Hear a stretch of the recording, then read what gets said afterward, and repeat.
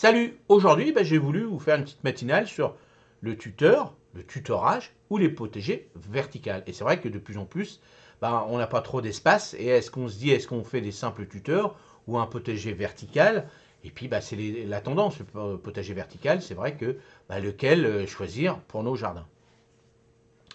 Quand il s'agit d'optimiser l'espace dans votre jardin et de favoriser une croissance saine de vos plantes, deux options s'offrent à vous: les tuteurs et le potager vertical. Mais lequel est le meilleur choix pour vos besoins de jardinage? Plongeons dans les avantages et les considérations de chacun pour vous aider à décider. Les tuteurs, soutien et croissance. Les tuteurs sont des structures de soutien utilisées pour guider la croissance verticale des plantes.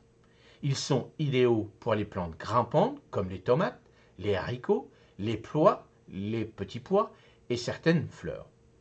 Les tuteurs peuvent être faits de divers matériaux tels que le bois, le bambou, le métal ou même des matériaux recyclés.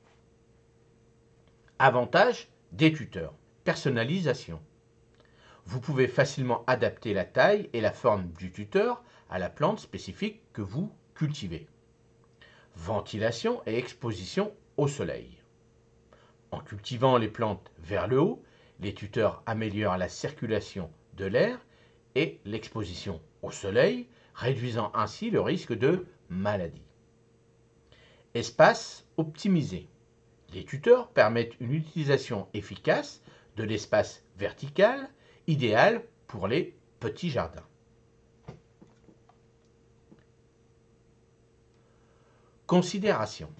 Certains tuteurs peuvent nécessiter un montage ou une installation plus complexe. Ils peuvent ne pas convenir à des cultures plus lourdes sans un soutien adéquat.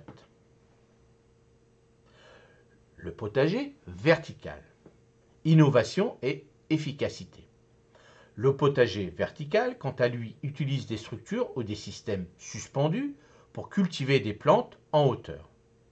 Ces systèmes peuvent inclure des murs végétaux, des tours de culture, des étagères et des conteneurs empilables.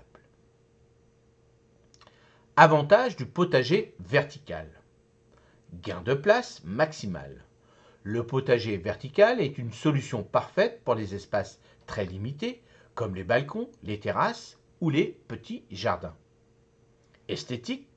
En plus d'être fonctionnels, les jardins verticaux peuvent également servir d'éléments décoratifs, apportant une verdure et fraîcheur à vos espaces. Accessibilité.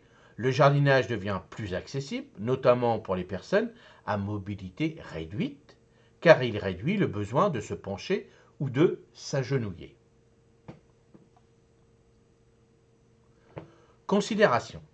Le coût initial peut être plus élevé en fonction de la complexité du système de jardinage vertical choisi.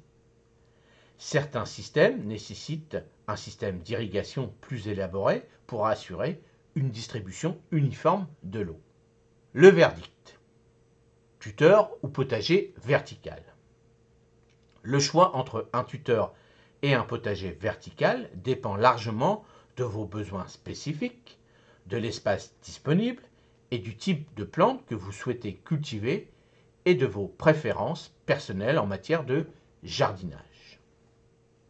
Les tuteurs sont excellents pour maximiser la santé et la production de plantes individuelles, tandis que les potagers verticaux sont idéaux pour les jardins cherchant à maximiser l'espace et à ajouter une touche esthétique à leur environnement.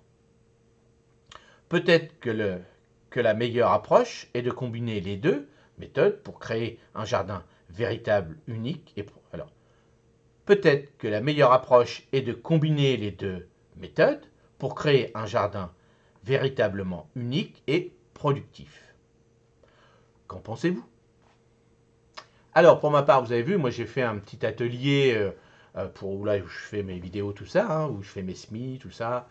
Donc, et j'ai fait le long de cet atelier un genre de petit pergola où là j'ai mis des grillages. J'ai acheté c'est des grillages pour faire du béton. J'ai mis du triage, on appelle ça. pour faire du béton. Donc je l'ai mis en vertical. Et puis dessus, je mets mes petits pois, mes pois de senteur, je mets mes haricots magiques, hein, j'aime bien ça aussi. Et aussi tout ce qui est concombre, cornichons, tout ça. Donc vous voyez, on pourrait mettre les haricots grimpants et autres dessus. Et les haricots à rame, les petits pois à rame et tout, on pourrait mettre ça dessus. Et c'est vrai que ça me fait gagner du temps. Et puis c'est surtout une question de, c'est vrai que facilité pour cueillir. Les petits cornichons, par exemple, c'est toujours embêtant parce que c'est tout petit, puis on ne les voit toujours pas. Puis on se dit, tiens, j'ai laissé, puis on voit un gros cornichon qui arrive. Donc c'est très bon aussi, mais des fois, si on veut garder que les petits, c'est embêtant. Donc le fait qu'il soit en hauteur, ça permet de visualiser mieux. Et donc voilà, puis c'est un gain de place, ça c'est vrai. Et c'est vrai que quand on a des petits jardins, le fait des deux, c'est pas mal.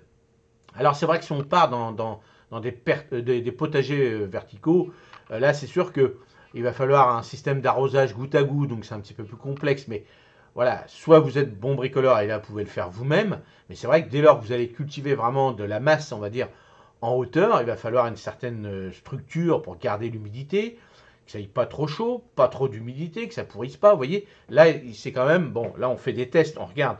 Donc ne commencez pas par dire, je vais, si vous y connaissez rien, je vais faire 300 mètres carrés sur mon mur parce que j'ai un super balcon et je vais faire ça sur mon mur. Voilà, comme ça. Non.